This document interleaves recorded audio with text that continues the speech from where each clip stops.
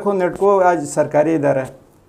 हम पेशावर गए, वहाँ से हमें भगाया, लाहौर गए, वहाँ से हमें भगाया, सरकार होते हुए कोर्टे में गए, वहाँ से हमारे जो लोग गए थे जहाज़ों में भाग कर आए, बारूद नहीं आ सके। उसके बाद हम कश्मीर गए, नेटको सरकार ने हमें रूट परमिट दिया, कश्मीर में हमें पथराव करके भेजा। करप्शन का तो मैं नहीं कहूँगा, अलबत्ते चंद पॉलिसी ऐसी थी, या पिछली गवर्नमेंट आए तो इदारा प्रॉफिट में था, जब वो छोड़ के गए तो 85 करोड़ का लॉस हुआ। बिल्कुल आज तो वो नहीं है, हम उसकी बिल्कुल तारीफ़ करेंगे इसलिए कि उसने इदारे को एक हद तक बनाया, अपने पाँव पे खड़ा भी किया। लेकिन उसमें एक मसला ये हुआ कि इस इदारे को उसने हवा में छोड़ के चला गया। इसमें मसला ये था, तनख्वाहें बिल्कुल नहीं मिली, हमें बहुत बड़ा प्रॉब्लम हुआ। आपकी बात बिल्कुल दुरुस्त है, गरीब मुलाजमिन के चोले भी ठंडे पड़ गए। इस नौबत तक आ गई कि हमारे बच्चों की फीसें, घर का चोला और किराएदार जो मकान है उनका किराया देना हमारे लिए बड़ा मसला पैदा हुआ। इस मौजूदा चीफ मिनिस्टर साहब जब आए इक़्तिदार में तो उससे पहले ये इदारा 85 करोड़ का लॉस में था, मकरूज था। जब ये आए उसने सबसे पहले 35 करोड़ बैंकों का कर्जा उतारा, उसके बाद हमें गाड़ियों के लिए फंड।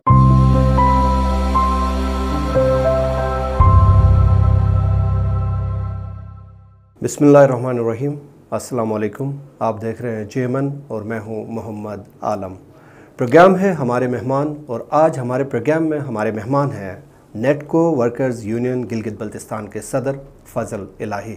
फ़ज़ल इलाही साहब जेमन के प्रोग्राम में आपको खुशामदीद कहते हैं। ये बताइएगा कि आप कब से नेटको में खिदमत सर अंजाम दे रहे हैं और कब से इस नेटको यूनियन वर्कर्स के आप सदर हैं? बिस्मिल्लाहिर्रहमानिर्रहीम। मोहम्मद आलम साहब, सबसे पहले तो आप और जेमन का इदारे का मैं बहुत मशकूर हूँ। आप लोगों ने मुझे यहाँ बुलाया और अपने इदारे और मुलाजिमिन के मसाइल बताने का मौका दे दिया। मेरा तकरीबन 21 साल हो गया नेटको में सर्विस, और मैं अरसद तकरीबन 6 साल से यूनियन का सदर रहा हूँ। वो थोड़ा पीरियड इसलिए ज़्यादा कि हमारा ये पीरियड ख़त्म हुआ, हमने डिप्टी कमिश्नर साहब को दरख्वास्त दे दी कि आप हमारा रेफरेंडम कराएं। आइनी तौर पे वो हमारा रजिस्ट्रार है डिप्टी कमिश्नर गिलगित, तो वो दरख्वास्त प्रोसेस में है, वो अभी कानूनी तरीके से उसको करना है। लेकिन इसमें एक इशू आ रहा है, लेबर डिपार्टमेंट यहाँ बना हुआ है, लेकिन लेबर डिपार्टमेंट के पास इख्तियारात नहीं है यूनियन रजिस्टर करना, रेफरेंडम करना।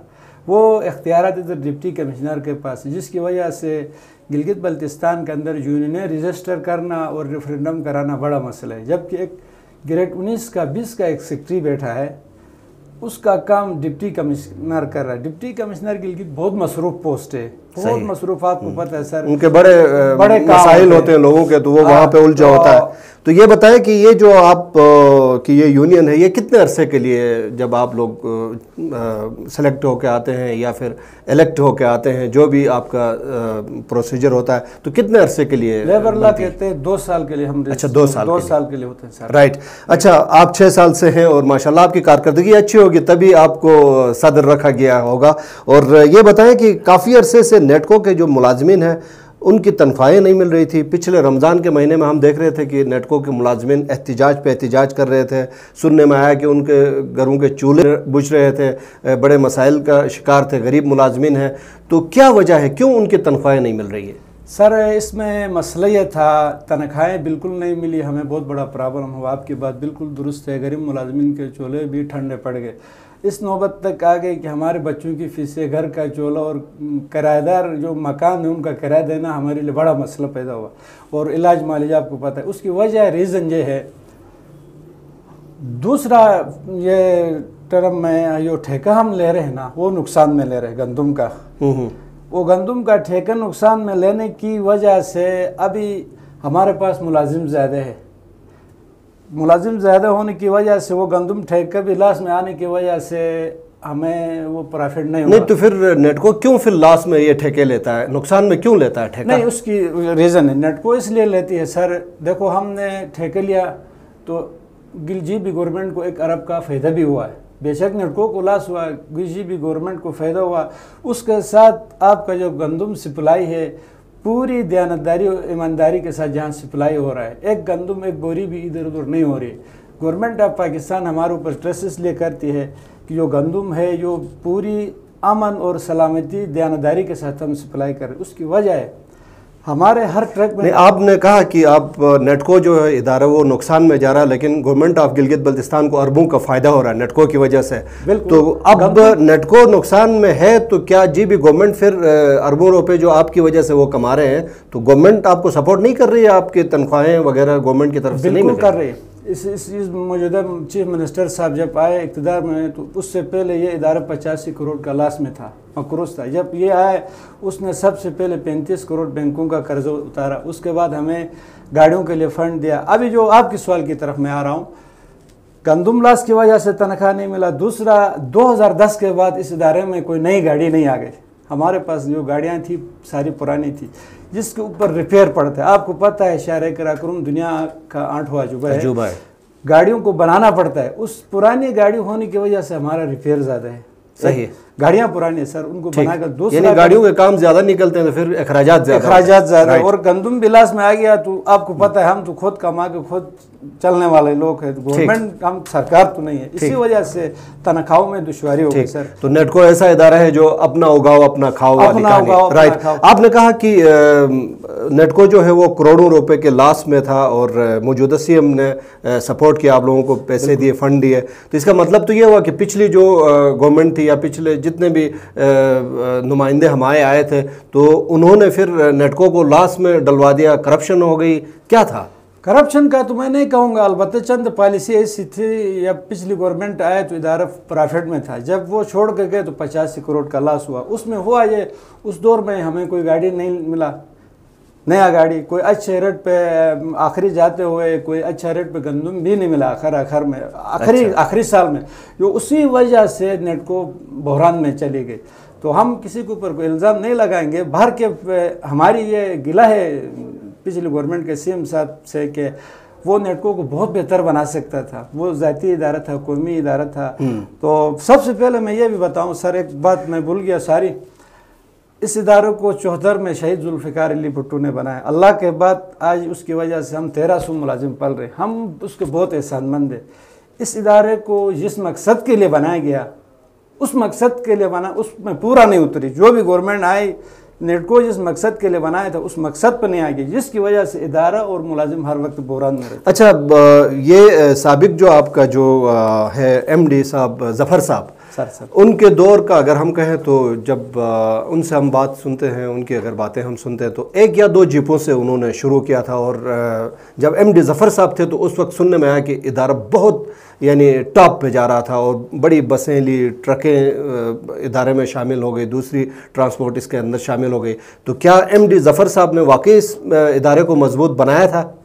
سر بالکل آج تو وہ نہیں ہے، ہم اس کی بالکل تعریف کریں گے، اس لیے کہ اس نے ادارے کو ایک حد تک بنایا، اپنے پاؤں پہ کھڑا بھی کیا. لیکن اس میں ایک مسئلہ یہ ہوا کہ اس ادارے کو اس نے ہوا میں چھوڑ کے چلا گیا. بے شک ادارہ بنائے 2 جیپوں سے، ادارے کو مضبوط بھی کیا، ایک حد تک یہاں تک لایا، ہم اس کے احسان مند ہیں اور بالکل اس نے بہت اچھی کارکردگی کا مظاہرہ کیا. لیکن 2 چیزوں کی وجہ سے یہ ادارہ لاس میں گیا. نمبر 1، اس کو کوئی آئینی تحفظ نہیں دیا اس نے. اب یہ پتہ نہیں نیٹکو این جی او ہے، کارپوریشن ہے، سرکار ہے، ہوا میں. اچھا، نیٹکو ہر وقت جو بحران میں رہتا ہے اس کی مین وجہ یہ ہے کہ نہ ملازموں کی تحفظ سے نہ ادارے کی تحفظ سے. اب یہ ہوا میں ہے. گورنمنٹ کی ضرورت پڑی تو یہ کہتے ہیں سرکار ہے، نہیں پڑی تو وہ کہتے ہیں پرائیویٹ ہے، یہ کارپوریشن بھی نہیں ہے، یہ انجوائے. تو آپ کے کہنے کا مقصد یہ ہے کہ ایم ڈی ظفر صاحب نے اپنے دور میں کام بہت اچھے کیے، ادارے کو مضبوط کیا، لیکن ایک چھوٹی موٹی یہ چیزیں ہیں جس کی وجہ سے ادارہ اب بھی اس لیول پہ مضبوط نہیں ہے جس کو آئینی تحفظ حاصل نہیں ہے. یہ کچھ چیزیں رہ گئی ہیں. اس میں ایک پوائنٹ اور بھی ایڈ کروں. جی. اس میں یہ تھا کہ سر اس دور میں ادارے کو ضرورت تھی کوئی 500 ملازم، بھرتی ہو گئے 1300. یہ بھی ایک فیکٹر ہے سر. اچھا، یہ اس سوال کی طرف میں آؤں گا. آپ مجھے یہ بتائیں، جیسے ابھی ہم نے ایم ڈی نیٹکو کی بات کی ہے تو اب جو موجودہ ایم ڈی نیٹکو جو ہیں وہ سنا ہے کہ پتہ نہیں کوئی غیر قانونی طریقے سے وہ اس پوسٹ پہ آئے ہیں یا کسی بھی طریقے سے آئے ہیں، یہ تو ہمیں نہیں معلوم، لیکن میڈیا کے اندر ہم نے سنا ہے کہ غیر قانونی طور پہ ان کی تعیناتی ہو گئی ہے نیٹکو کے اندر. آپ کیا سمجھتے ہیں کہ یہ غیر قانونی طور پہ آئے ہیں یا تھرو پراپر چینل آئے ہیں؟ سر بظاہر جو کاغذات تھے، جو ڈاکومنٹ ہے اس کے مطابق یہ قانونی لگتے ہیں. جو میرٹ پہ ٹیسٹ انٹرویو ہو کے باقاعدہ اخبار میں اشتہار کے انٹرویو ہو کے یہ تعینات ہو گئے. اس کے اوپر تنقید تھوڑا اس لیے ہو رہا ہے، جب یہ آیا تو ادارہ بہت بڑے بحران میں تھا، صحیح، ٹھیک ہے نا سر، تو اس بحران سے نکالنے میں اس اسمبلی نے بڑا کام کیا۔ ابھی میڈیا کے اندر معذرت سے ہمارے لوگ کوئی مقامی ہوتے تو مطلب جو عام لوگوں کی رائے ہوتی ہے صحیح، اس کو دباتے ہیں، یعنی اپنی ذاتی مفادات کی خاطر بھی کسی کے اوپر باتیں ہوتی ہیں۔ آپ کے کہنے کا مقصد یہ ہے، تو آپ سمجھتے ہیں کہ یہ ایم ڈی نیٹکو جو ابھی موجودہ ہے یہ کمپٹنٹ بندہ ہے، قابل بندہ ہے؟ میرے حساب سے بہت اچھا کام کر رہا ہے، بہتر کر رہا ہے، ادارے کو ایک حد تک بحران سے نکالا ہے، کچھ ٹائم لگے گا انشاءاللہ ادارہ بحران سے نکلے گا۔ ابھی اس کی ایک وجہ جو ہے سر، یہ مقامی ہونے کی وجہ سے لوگوں کے ساتھ اخلاق سے، پیار سے، تمیز سے بات کرتا ہے۔ اگر کوئی نان لوکل ہوتا ہے تو گھنٹہ 2 گھنٹے گیٹ پہ کھڑا کرتے، ہر بندے کو دبا کر رکھتے تو ہمارے لوگ پھر دب جاتے نا۔ اس کی کمزوری یہ ہے کہ لوکل ہونے کی لوگوں کو عزت دینے کی وجہ سے یہ معاملات ہوتے ہیں، ٹھیک ہے، لوکل ہونے کی وجہ سے یہ باتیں ہوئی۔ اچھا، آپ نے ایک پوائنٹ کی طرف اشارہ کیا تھا کہ ملازمین جو ہیں وہ زیادہ ہیں، جبکہ ملازمین کا اتنا زیادہ کام نہیں ہوتا ہے، تو ہم نے بھی یہ سنا ہے کہ نیٹکو کے اندر جہاں پہ ایک بندے کا کام ہے، مثلا ایک ڈرائیور کی ضرورت ہے، یا ایک ٹکٹ چیکر کی ضرورت ہے، یا ایک بکنگ کلرک کی ضرورت ہے، وہاں پہ ان پوسٹوں پہ سنا ہے کہ مسلکی بنیادوں پہ، سیاسی بنیادوں پہ، اور نیٹکو کے آفیسران نے اپنے قریبی رشتہ داروں کو ایک جگہ کی ضرورت پر انہوں نے 10 لوگوں کو اپائنٹ کیا ہے۔ کیا یہ بات صحیح ہے؟ اس وجہ سے بھی ادارہ بحران میں ہے؟ بالکل، اس میں کوئی شک نہیں ہے سر۔ ایک چیز میں آپ کو واضح کروں، میں نے پہلے بتایا اس ادارے کی ضرورت تھی 500-600 ملازم، جبکہ یہاں بھرتی ہو گئے 1300، یعنی 500 ملازم اس ادارے کو بہتر انداز میں چلا سکتے، اب 1300 ملازم، ابھی یہ کم ہو کے 1050 میں آیا سر۔ صحیح، 1050 میں، اس میں تو مطلب اب بھی 500 ملازم فالتو ہی ہیں ایک حساب سے اگر دیکھا جائے۔ نہیں، ابھی ایک لیول تک آ رہے ہیں۔ اچھا، 210 ملازمین کا پچھلے چیف سیکرٹری صاحب نے ہمارے اوپر احسان کیا، بہت بڑا ہم اس کے احسان مند ہیں۔ اس نے 210 ملازمین کو دوسرے محکموں میں ایڈجسٹ کرنے کے لیے فائل کی منظوری دے دی گئی۔ اب 210 بھی کم ہوں گے تو تقریباً ہم ایک لیول تک آ سکتے ہیں، اور کچھ ملازمین شاید اس سال کے اینڈ تک ریٹائر ہو جائیں گے۔ صحیح، تو ابھی ادارہ اپنی لیول پہ انشاءاللہ 5-6 مہینے کے بعد یا جون کے بعد اپنے لیول پہ آ جائے گا۔ اچھا، یہ بتائیں فضل الہی صاحب، پاکستان لیول پہ جو بڑی جو کمپنیاں ہیں ٹرانسپورٹ کی، سنا ہے کہ ان کو بھی گلگت بلتستان کا روٹ پرمٹ دیا جا رہا ہے، 1-2 کو دیا بھی گیا ہے، تو آپ کیا سمجھتے ہیں کہ ان کو روٹ پرمٹ دینے کی وجہ سے گلگت بلتستان کو نقصان ہے، یا آپ کیا یہ سمجھتے ہیں کہ ان کی بہترین بسیں یا ان کا ٹرانسپورٹ اگر یہاں آ تو گلگت بلتستان کے لوگوں کے لیے ایک آرام دہ سفر کرنے کو ملے گا؟ سر آپ کا بہت شکریہ، آپ نے بہت اہم سوال کیا۔